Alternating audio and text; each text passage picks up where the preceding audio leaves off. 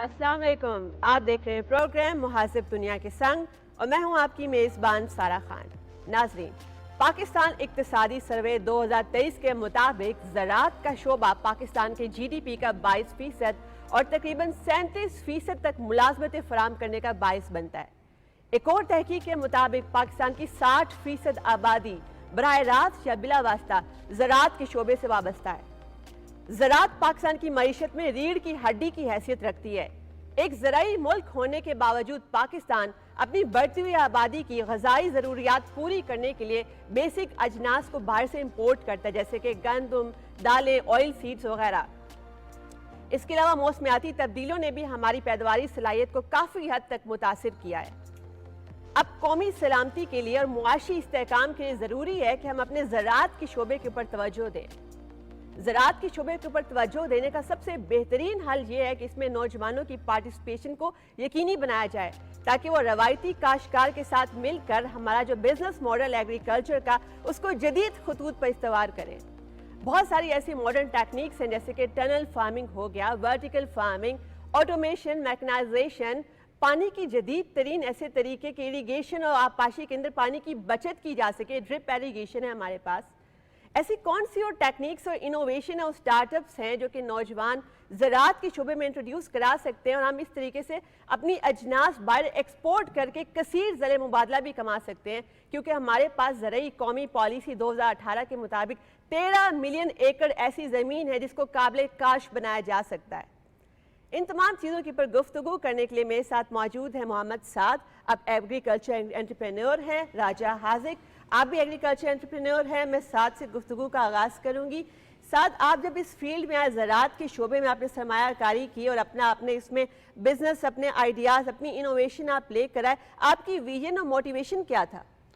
जी, अस्सलाम वालेकुम। Thank you for inviting me to your show. हमारा बेसिक विज़न जो है वो बेसिकली नीड बेस्ड था, क्योंकि मैं बेसिकली आता हूँ एक पोल्ट्री बिज़नेस वाली फैमिली से। हमारा लेगेसी बिज़नेस ही पोल्ट्री का है। We have been doing that business for 25 से 30 साल हमें हो गए इसके अंदर।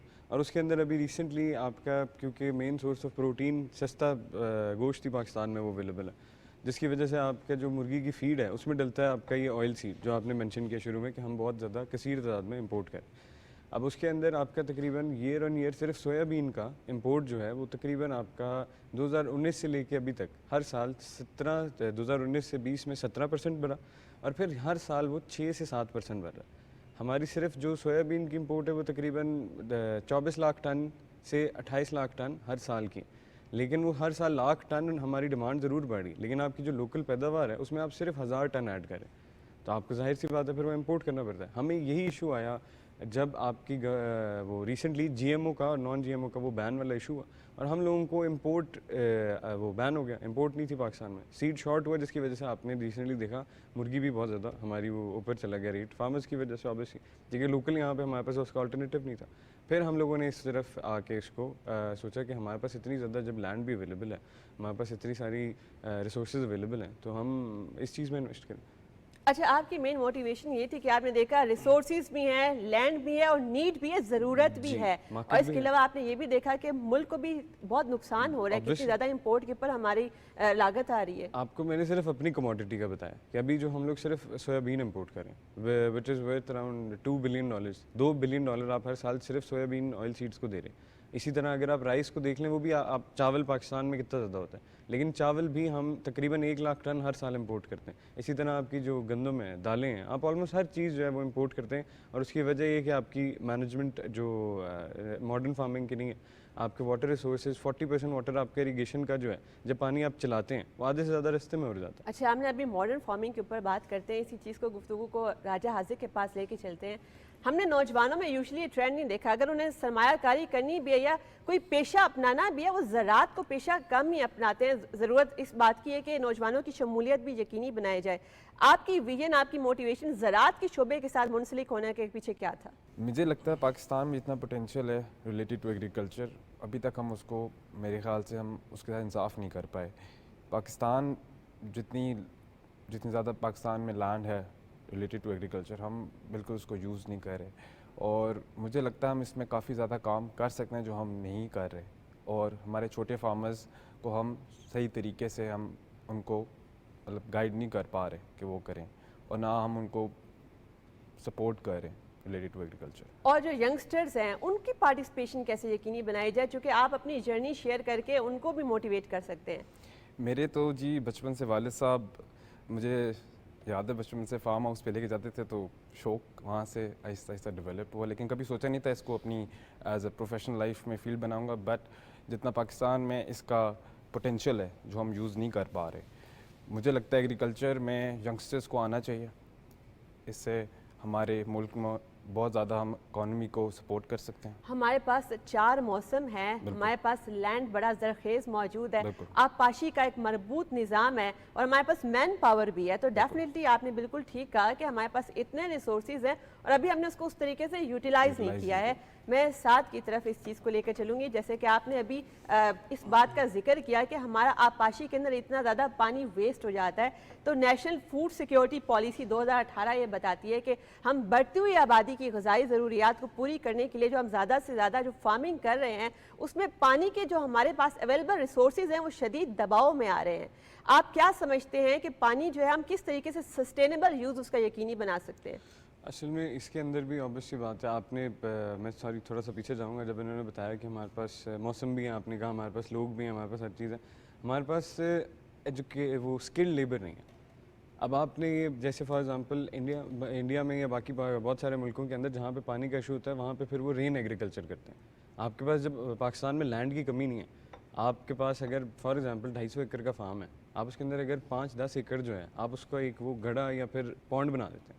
آپ کا جو بھی بارش کا پانی آتا ہے آپ اس کو یوٹیلائز کریں, آپ اس کو ویسٹ کرتے ہیں. یہاں پہ ریسورسز کی مینجمنٹ کا سب سے بڑا ایشو ہے. آپ کی جو رین پریڈکشنز ہیں وہ ٹو سم ایکسٹینٹ آبویسلی بات ہے آپ ایکوریٹ ہوتی ہیں. آپ کے پاس ماشاءاللہ اتنا اچھا ویدر سسٹم ہے, اتنے اچھے سافٹ ویئرز ہیں, آپ ان کے ساتھ رین پریڈکٹ کریں, آپ رین کا جو پانی ہے آپ اس کو یوٹیلائز کریں. آپ کا اس کے علاوہ جو ہماری آپ کی نارمل جو کچے کھالے ہوتے ہیں وہ اکثر آپ کا جتنا بھی پانی ہے اس سے سارا ضائع ہو جاتا ہے. اکثر وہ آپ کی زمین ہی اس کے اندر سیلینیٹ ہو جاتا ہے, وہ پی جاتی, آپ کا پانی پہنچتا ہی نہیں. فار ایگزامپل آپ نے 10 لیٹر پانی نکالا, 10 لیٹر میں سے کم بھی 2 لیٹر آن دا وے ضائع ہو جائے گا. باقی آپ کا جو 8 لیٹر پہنچے گا اس میں بھی آپ وہ بیچارے کے پاس وہ نہیں ہے, کنونشنل طریقے سے اس نے اس کو لگانا ہے, اور جتنی دیر میں آگے تک پہنچائے گا اس کو پانی کو, وہ ویسے ہی میرے خیال سے 2 یا 3 لیٹر رہ جاتا ہے. اور یہ چیز ہم لوگ تو پریکٹیکلی کر کے دیکھا. پہلے ہم لوگوں نے کنونشنل فارمنگ کی, پھر ہم لوگوں نے اس کے بعد آرگینک فارمنگ کی, پھر ہم لوگوں کو سمجھ آیا کہ یہ گیم ہے اکانومیز آف اسکیل کی, کہ آپ کے پاس جتنی بڑی جگہ ہوگی, فار ایگزامپل ایک آدمی کم سے کم 8 ایکڑ پہ کام کر سکتا ہے, لیکن اگر ایک آدمی کے پاس فارم ہی 1 ایکڑ کا ہے, اب وہ پوری سال بے شک اس پہ محنت کرتا رہے, ٹائم اس کو بھی وہی 90 ٹو 110 ڈیز لگیں گے مکھی لگانے کے لیے, لیکن اگر اس بندے کے پاس آپ کے پاس زیادہ زمین ہوگی, 8 سے 10 ایکڑ ہوگا, تو obviously بات ہے وہی سیم بندہ. پانی کی بچت کے لیے کوئی نئی ٹیکنیک آپ نے پریکٹس کی ہے اپنی فارمنگ کے اندر؟ یوزلی اس کے اندر ہمارا یہ ہوتا ہے کہ ہم ایک تو ان کو سب سے پہلے جو آپ کے سیمنٹ کے سلیبز والے ہوتے ہیں, پکے کھالے جنہیں نارمل لینگویج میں کہتے ہیں ہم, وہ obviously بات ہے ایکسپینسو کام ہے. اور اس کے علاوہ اگر آپ کر سکتے ہیں کور. اب جو ہماری مین آپ کی اریگیشن کی جو کنالز ہیں جو گورنمنٹ کی ہیں, ان کو اگر ہم کور کر دیں, ان کو شیڈ دے دیں, جیسے آپ کے انڈونیشیا میں وہاں پہ ان کے جو کنالز ہیں انہوں نے اس کے اوپر سولر لگا دی. اب آپ کے جو کنالز ہیں جتنی بھی وہ اریگیشن کے لیے یا جو دور لمبے راستے پہ جانی ہے, ان سب کی جو اوپر وہاں پہ انہوں نے سولر پینلز لگا دی ہیں. اب اس کا وہ ملٹیپل یوز ہو رہا ہے. ایک تو وہ اس کو ایواپریٹ ہونے سے روک رہی ہے, پانی کو ہیٹ سے بچا رہی ہے. دوسرا obviously بات ہے ان کو سے انرجی مل رہی ہے. اچھا, یعنی آپ نے ایک بڑا زبردست ماڈل ہمارے سامنے پیش کیا, انڈونیشیا کی مثال دی ہاں. کہ وہاں پر سولر پینلز جو اریگیشن سسٹم کے اوپر اور نیرو کنالز کے اوپر لگے ہوئے ہیں, جس سے ایک تو کسان کو چیپ الیکٹریسٹی ملتی ہے, اور دوسری بات یہ کہ آپ کا وہ خشک ہونے سے, خشک سالی اور ایسے چیلنجز, موسمیاتی تبدیلی کے تناظر کے اندر یہ چیلنجز نہیں ہوں گے. راجہ حاذق, جیسے کہ انہوں نے بھی بات کی کہ ہمارے پاس بہت سارا پانی ہے جو کہ ضائع ہو جاتا ہے. واٹر پالیسی 2018 کے مطابق جو ہم نے زیر زمین پانی نکالنے کا سلسلہ جو شروع کیا ہے ٹیوب ویلز وغیرہ کے ذریعے سے, جو بہت عرصے سے جاری ہے, اس کی وجہ سے یہ ہوا ہے کہ ہمارے پاس آرسینک اور فلورائڈ جو ہے اس کا تناسب و سالٹس کا زیادہ ہو گیا. ہماری جو سوئل ہے اب وہ اس طرح زرخیز نہیں رہی. آپ کیا سمجھتے ہیں کہ اس سے آپ کے اور جو نئے آنے والی نئی نسلیں ہیں جو ہماری فارمرز کی یا ماڈرن فارمرز کی, ان کو کیا چیلنج ہوگا؟ ایک تو ابھی ہم نے جو سٹارٹ کیا ہے, ہم نے ڈرپ اریگیشن سسٹم سٹارٹ کیا ہے اپنے فارمز پہ. اینڈ سیکنڈلی ہم جو اب یوز کر رہے ہیں, ویسے جو لوگ موسٹلی یوز نہیں کرتے, ہم کھاد کی جگہ ہم اپنی کھاد بنا رہے ہیں, آرگینک کھاد بنا رہے ہیں, جس سے بہت زیادہ کھانے میں اور ان چیزوں میں بہت فرق ہوگا, ہر چیز آرگینک ہو جائے گی. ہم اس کی طرف موسٹلی اپنی ایگریکلچر کو لے کے جا رہے ہیں. مجھے اسی وجہ سے لگتا ہے کہ ینگسٹرس کو اس میں آنا چاہیے, کیونکہ وہ زیادہ پڑھے لکھے ہیں اور وہ اس چیز کو سمجھ سکتے ہیں, ریسرچ کر کے آ سکتے ہیں. جیسے باہر کے ملک میں آسٹریلیا, ہر جگہ آرگینک فارمنگ کی طرف لوگ جا رہے ہیں. یہ صحت کے لیے بہت اچھا ہے, اور لوگ جتنے جلدی اس چیز پہ آئیں اتنا اچھا ہے. اچھا, لیکن اگر کسی جگہ پر فار ایگزامپل پانی جو ہے وہی سیوریج والا اویلیبل ہو فصلوں کو بھی سیراب کرنے کے لیے, ایسے چیلنجز کو آپ کیسے پھر ٹیکل کریں گے؟ مجھے لگتا ہے اگر یہ والا پانی ہو زیادہ بہتر ہے فصلوں کے لیے. فصلوں کو جی فرٹیلائز زیادہ فصلوں کے لیے زیادہ اچھی چیز ہے. اچھا, ویسے جو آرگینک فارمنگ ہے کیا یہ وسیع پیمانے پر ہو سکتی ہے؟ جی بالکل ہو سکتی ہے. آپ اتنے بڑی پیمانے کے اوپر جو ہے یہ آرگینک فرٹیلائزر یوز کر سکتے ہیں؟ بالکل کر سکتے ہیں, اگر آپ خود اس کی پروڈکشن ٹائم ٹو ٹائم کریں تو آپ بالکل کر سکتے ہیں. اچھا, اور اس کی جو پیداوار ہے, پیداواری صلاحیت وہ کیسی ہے؟ بہت اچھی ہے. ابھی تک ہماری جو ییلڈ آئی ہے وہ اس سے زیادہ بہتر ہے. اچھا, ساتھ اگر ہم اس چیز کو آگے لے کر چلیں, انہوں نے بھی جیسے حاذق نے ریسرچ اینڈ ڈیولپمنٹ کی بات کی کہ اب جو ینگسٹرز ہیں وہ اس میں ریسرچ اور انوویٹو ٹیکنیکس لے کے آ سکتے ہیں. ہم ایگریکلچر ریسرچ اینڈ ڈیولپمنٹ میں بحیثیت قوم کہاں کھڑے ہیں؟ جبکہ ہمارے پاس آپ دیکھیں تو اگر اتنی زیادہ زرعی یونیورسٹیاں بھی نہیں ہیں, ایسے ریسرچ تھنک ٹینکس بھی ایگریکلچر کے نہیں ہیں, اور کانفرنسز اور سیمینارز کرانا اور ڈائیلاگس کروانا, راؤنڈ ٹیبل کانفرنسز کرانا, اس سے تو نالج شیئرنگ بڑی اچھی ہو سکتی ہے. ہم اس میں کیا کر سکتے ہیں؟ اس میں دیکھیں, آپ کا جب تک پرائیویٹ سیکٹر کسی بھی بزنس میں انوالو نہیں ہوتا ہے تو وہ آگے نہیں جاتی انڈسٹری. ابھی پاکستان میں آپ کے اس اسپیسیفکلی سیکٹر کے اندر ساری انڈسٹری یوزلی اسکیٹرڈ ہے. مطلب فارمرز ہیں, جی ڈی پی آپ کا اس سے آ رہا ہے, ڈیفینیٹلی 40% امپلائمنٹ آپ اس سے کریٹ کریں, لیکن وہ کوئی ایک آرگنائزیشن یا ایک کوئی بڑی کمپنی نہیں ہے. اس کے اندر بہت سارے چھوٹے چھوٹے فارمرز ہیں, لیکن اگر ہم لوگ اس کو پراپر طریقے سے اس طرف ڈائریکٹ کریں تو ہم ڈیفینیٹلی پرائیویٹ سیکٹر اس کو پروموٹ بھی کر سکتا ہے. جو آپ کے ینگ بچے ہیں ان کو بھی لے کے آ سکتا ہے اس میں, وہ موٹیویٹ بھی ہوں گے. obviously بات ہے, کیونکہ جو پرائیویٹ سیکٹر ہے اس کو اپنی چیز کو پروموٹ کرنا ہوتا ہے. اور آپ نے جیسے بیسک جو ٹیکنیکس وغیرہ ہیں وہ آپ نے کہاں سے سیکھی, وہ نالج آپ کے پاس کہاں سے آیا؟ اب دیکھیں, ہمارے پاس ریسورسز تھے, ہم لوگ پرائیویٹ سیکٹر ہے, جیسے میں نے آپ کو بولا کہ پرائیویٹ سیکٹر ہم لوگوں نے پیسے سے پیسہ بنانا. ہم لوگوں نے اپنا جو ہمارے ایک اگرونومسٹ ہے جو ساؤتھ افریقن ہے, پھر آصف شریف صاحب ہیں پاکستان میں بہت اچھے اگرونومسٹ ہیں, ہی از ورکنگ فار فری. تو اگر آپ کو جو بھی یہ شو دیکھے گا وہ اینی ٹائم ان کا PQNK کے نام سے ایک گروپ ہے, he is teaching organic farming to everyone for free. Even کہ جو آپ کو کھاد کا بتا رہے ہیں وہ کلچر بھی وہ فری میں لوگوں کو دے رہے ہیں. مطلب کہ وہ آپ کو وہ کلچر دے دیں گے تھوڑی سی, آپ اس کو گھر میں جا کے, اس کا ایک طریقہ ہے, آپ اس کو ملٹیپلائی کر سکتے ہیں. آپ گھر میں ایک چھوٹی سی کھاد کی فیکٹری لگا لیں بے شک. یہ مطلب کہ وہ ہے کہ آصف شریف صاحب جو ہیں انہوں نے بہت اچھا کام کیا, بہت اچھا انیشیٹو ہے ان کا, اور سنگل ہینڈڈلی انہوں نے ایون کہ ان کی ٹیکنیکس سے انڈین فارمرز نے فائدہ اٹھایا اور ان کو ایوارڈز ملے. They gain the highest yield in their state. یعنی کہ ایسے ایک تو والنٹیئر کام جو ہیں وہ بھی ہمارے سامنے ایگزامپلز ہیں, کیسے ایڈوکیسی گروپس اور پرائیویٹ فرمز جو ہیں وہ آرگینک فارمنگ کو پروموٹ کرنے کے لیے فری نالج بھی امپارٹ کر رہی ہیں. اور اگر اس کو بڑے لیول کے اوپر اس چیز کو پھیلایا جائے, یعنی کہ ہماری زرعی یونیورسٹیاں ہیں, ہمارے تھنک ٹینک ہے, اگر وہ بھی اس کے اوپر کام کریں تو ہم پورا ملک میں بہت بڑے پیمانے کے اوپر بھی آرگینک فارمنگ کر سکتے ہیں. حاذق, آپ جو ہیں آپ نے جو بیسک انفارمیشن اور بیسک ٹیکنیکس ہیں جو ماڈرن ایگریکلچر فارمنگ کی ہیں, وہ آپ کا موڈ آف انفارمیشن کیا تھا, کہاں سے آپ نے حاصل کی وہ انفارمیشن؟ ہم نے بھی بس انہی سے ہی حاصل کی, زیادہ تر ریسرچ کیا یوٹیوب پہ, اور کرتے کرتے پھر اب ہم اس پہ آئے ہیں کہ ہم آٹومیٹک ٹریکٹرز لے کر آئیں جو مطلب آپ کو مین کی ضرورت ہی نہیں ہے, وہ آپ سٹارٹ کریں تو وہ خود ہی آپ ان کو لاک کریں مشینری, وہ خود سب کچھ کر کے واپس آئیں گے. اور سیکنڈلی ہم ڈرونز کی طرف آئیں جو میرے خیال سے پاکستان میں کافی کم لوگ کر رہے ہیں, لیکن ہم اس سے فرٹیلائزر. اچھا, ڈرونز کا کیسے استعمال کر رہے ہیں آپ اپنی فارمنگ کے اندر؟ ڈرونز ہم اوپر سے جیسے آپ کیا نام ہے اسپرے کرتے ہیں, وہ ہم ڈرونز کے تھرو اسپرے سارا کچھ کرتے ہیں اپنی فارمنگ میں. اور ڈرونز جو ہیں اس نے آپ نے کوئی پیداواری صلاحیت بڑھانے میں بھی کوئی کردار ادا کیا ہے؟ جی کافی. وہ کیسے؟ جیسے اس سے ٹائم کی, اس میں سارا کا سارا سسٹم ٹائم کا ہے, جتنی ہم ٹائم کی بچت کر سکتے ہیں اتنی زیادہ پیداوار ہوتی ہے.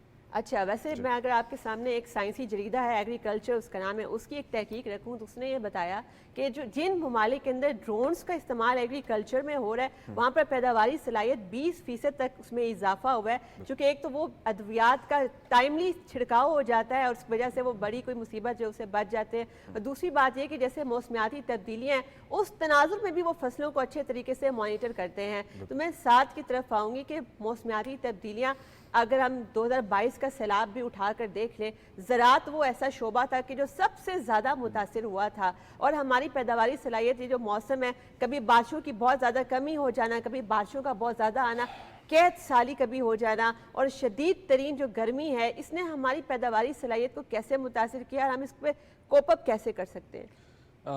اس کی سب سے مین جو بیسک ٹرم ہوتی ہے ہمارے اس میں ماڈرن ایگریکلچر میں سے کہتے ہیں کلائمیٹ سمارٹ ایگریکلچر، جو پاکستان کا مین فوکس ہونا چاہیے۔ کلائمیٹ سمارٹ ایگریکلچر میں آپ کا کیا ہوتا ہے کہ آپ نے ایک تو جو پہلے میں نے آپ کو بتایا کہ رین ایگریکلچر، کہ آپ پانی کو سٹور کرتے ہیں آپ، یا پھر فصل ہی اس طرح لگاتے ہیں کہ بھئی اس مہینے میں اتنی بارش ایکسپیکٹڈ ہے تو میں آج سیڈ لگاؤں گا تو اس دن تک اتنی بارش ہو جائے گی تو میں اس کو مینیج کر لوں گا، یا پھر آپ اپنا پانی سٹور کرتے ہیں، وہ ہے۔ دوسرا آپ کا ہے کہ آپ اپنا جو واٹر ٹیبلز ہیں ان کو آپ ان کے جو ریوائول ہیں اس کے لیے کام کریں، آپ یہ ٹیوب ویلز اور ان چیزوں کو چھوڑیں اور آپ کا جو نہری پانی ہے ان کے اوپر زیادہ جائیں۔ دوسرا آپ کا جو فارسٹیشن ہے، ایگری فارسٹیشن، آپ تاکہ آپ کا جو لینڈ جہاں پہ سیلینیٹ ہو رہا ہے وہاں پہ آپ درخت لگائیں تاکہ وہ اس لینڈ کو بھی ہولڈ کرے، اور آپ کے وہ جو سوائل ایروجن ہو رہی ہے، آپ کا آدھے سے زیادہ جو سوائل ہے نا وہ اس طرح اکثر جہاں پہ نہریں قریب ہیں یا باقی جگہ ہیں وہاں، اب جیسے کشمیر میں ہم لوگوں نے ایک پروجیکٹ شروع کیا، تو جب ہم وہاں پہ گئے ہیں تو وہاں پہ ہم لوگوں نے جب وہ زمین لی تو وہ تھی تقریباً 250 ایکڑ، پانی وہاں پہ زیادہ تھا، تو آہستہ آہستہ وہ ہمیں بھی آئیڈیا نہیں تھا اس چیز کا، وہ وہاں سے ایروڈ ہوتے ہمارے 15 ایکڑ چلے گئے۔ اب آپ سوچیں کہ وہی ایریا جس نے ہمیں 250 ایکڑ کی آؤٹ پٹ دینی تھی، اب وہ ہمیں آبویس ہی بات ہے 15 ایکڑ کم کی دے گا، اور یہی چیز ہمارے پاس تو چلیں ٹھیک ہے ریسورسز ہم نے اس کو واپس لگایا، ہم نے درخت لگائے، لیکن یہ چیز اگین وہی بات ہے کہ یہ ایجوکیشن کی بات ہے کہ ہم کتنے میس اس کے اوپر جا کے فارمرز کو، چھوٹے فارمرز کو اسپیشلی، اور یہ رسپانسبلٹی جو ہمارے پرائیویٹ ایگریکلچر گروپس ہیں جس طرح ہمارا ہے یا باقی بڑے ہیں، یہ ان کی ڈیوٹی بنتی ہے، کیونکہ اگر ہمارے پاس اکوپمنٹ ہے، میں پورے ہفتہ اس کو استعمال نہیں کروں گا، ہو سکتا ہے میرے پاس وہ 3 گھنٹے کے لیے فری ہے، تو میں اس 3 گھنٹے میں میری رسپانسبلٹی یہ بنتی ہے کہ میں اس کو بھیجوں اپنے لوکل چھوٹے فارمرز کے پاس، میرے پاس اگرونومسٹ ہیں، میری ڈیوٹی یہ بنتی ہے کہ میں ان کو دوں جو آس پاس میرے پاس 1-2 ایکڑ کے 4 ایکڑ کے 6 ایکڑ کے فارمرز ہیں ان کو، کیونکہ وہ obvious سی بات ہے افورڈ نہیں کر سکتے، اور وہ آپ سے سیکھیں گے بھی، وہ آپ کی ٹیکنیکس جو ہیں بعد میں اڈاپٹ بھی کریں گے، اور اس طرح ان کے اپنے جو دیہات ہے اور ان کی اپنی ویسینٹی ہے اس کی فوڈ انسیکیورٹی کا مسئلہ بھی ٹیکل ہوگا۔ راجہ حاذق، میں آپ کی طرف اگر یہ والی چیز ہی لے کر آگے چلوں، خاص طور پر فوڈ انسیکیورٹی والے معاملہ، چونکہ نیشنل نیوٹریشن سروے 2018 یہ بتاتا ہے کہ ہماری 36% پاپولیشن جو ہے وہ فوڈ انسیکیور ہے۔ کیا سمجھتے ہیں آپ کہ کون سی ایسی ٹیکنیکس ہو سکتی ہیں کہ ہم اپنی جو اتنی بڑھتی ہوئی آبادی ہے اس کا فوڈ کا مسئلہ، غذائی پیداوار اپنی بڑھا کے حل کر سکتے ہیں؟ جیسے ابھی ہماری گورنمنٹ نے SAFC ایک ادارہ بنایا ہے، یہ بڑی اچھا انیشیٹو ہے، لیکن اس پہ ہمیں چاہیے کہ ہم چھوٹے فارمرز کو بھی زیادہ اکوموڈیٹ کریں، تاکہ جب ہم چھوٹے فارمرز کو امپاور کریں گے اس سے ہماری فوڈ کی پیداوار بڑھے گی، میرا یہ خیال ہے۔ اور جیسے ساتھ بتا رہے تھے، ہم نے کشمیر میں جو پروجیکٹ سٹارٹ کیا تھا، پانی کی وجہ سے لینڈ وہ ساری کی ساری کور کر رہا تھا، تو ہم نے اس کے سائڈ پہ ٹریز لگائے ہیں، جس وجہ سے وہ لینڈ رک گئی اور وہ ہمارا بورڈ لینڈ کا ضائع نہیں ہو رہا۔ اور مجھے لگتا ہے ہم جتنی زیادہ لینڈ پہ ہائی ٹیک ایگریکلچر کریں، مطلب ٹیکنیکس ایگریکلچر کریں، تو ہم پیداوار زیادہ کر سکتے ہیں۔ لوکل فارمر کو آپ کیا سمجھتے ہیں انسینٹیو کیا دیے جا سکتے ہیں؟ لوکل فارمر کو جتنا مجھے لگتا ہے ہم سبسیڈائز کر کے ہم نالج دے سکتے ہیں، ان کو ان کے لیے ورک شاپ کرا سکتے ہیں، ان کو فارمز پہ وزٹ کرا سکتے ہیں جو ہائی ٹیک طریقے سے کر رہے ہیں۔ مجھے لگتا ہے ہم ان کو مطلب گائیڈ کرنے کی ضرورت ہے، ہم یہاں پہ لیک کر رہے ہیں۔ اچھا، اور ہم اس کے علاوہ نالج کے اندر بھی لیک کرتے ہیں، چونکہ ان کو جدید علوم سے راستہ کرنا بھی تو ہماری ذمہ داری ہے۔ یہ کیسے ہو سکتا ہے؟ ان کی نالج، ان کی بیسک انفارمیشن یا ٹیکنیکس جو ہیں یہ کیسے ہو سکتا ہے؟ مجھے لگتا ہے کہ ہمیں کچھ ورک شاپس کرانی چاہیے، اینڈ سیکنڈلی ہمیں ایگریکلچر کو پروموٹ کرنے کے ایگریکلچر اچھی یونیورسٹیز بنانی چاہیے جس میں ہم اچھے سے ٹیچرز رکھیں جو ان کو گائیڈ کر سکیں، اور مطلب جب آہستہ آہستہ لوگوں کو اس میں زیادہ پیسے نظر آئیں گے، مجھے لگتا ہے لوگ خود بخود اس کی طرف آئیں گے۔ جیسے لوگوں کو پراپرٹی میں ایک زمانے میں پچھلے 10 سال بوم تھا، تو لوگوں کو اس میں زیادہ مجھے لگتا ہے نظر آ رہا تھا، اور اب مجھے لگتا ہے وہ اگلے 10 سال ایگریکلچر کے ہیں، جو ایگریکلچر میں اگر ہم اس کو صحیح طریقے سے چونکہ پاکستان کی جو معیشت ہے، زراعت ایک ایسا شعبہ ہے، اس کی ریڑھ کی ہڈی کی حیثیت رکھتا ہے۔ ساتھ اگر ہم سی پیک فیز 2 کی بات کریں، اس کے اندر کمرشل فارمنگ جو ہے وہ زرعی تعاون کا بڑا اہم حصہ ہے، اس میں انہوں نے ایگریکلچر انفراسٹرکچر کو جدید خطوط پہ استوار کرنا ہے، اور ہم نے لال مرچ کی جو پہلی کنسائنمنٹ ہے وہ چائنیز ٹیکنیکس کو اڈاپٹ کرتے ہوئے اس کے اوپر ہم نے کام کر بھی دیا، وہ ہو بھی چکی ہے۔ آپ کیا سمجھتے ہیں اس کا کیا پوٹینشیل نظر آ رہا ہے آپ کو؟ دیکھیے ایکسپورٹ پوٹینشیل پاکستان کا ان اینی گرین کیس یا ان اینی آپ وہ اٹھا لیں فصل تو آپ کو اس کے اندر بہت زیادہ ملے گا پوٹینشیل.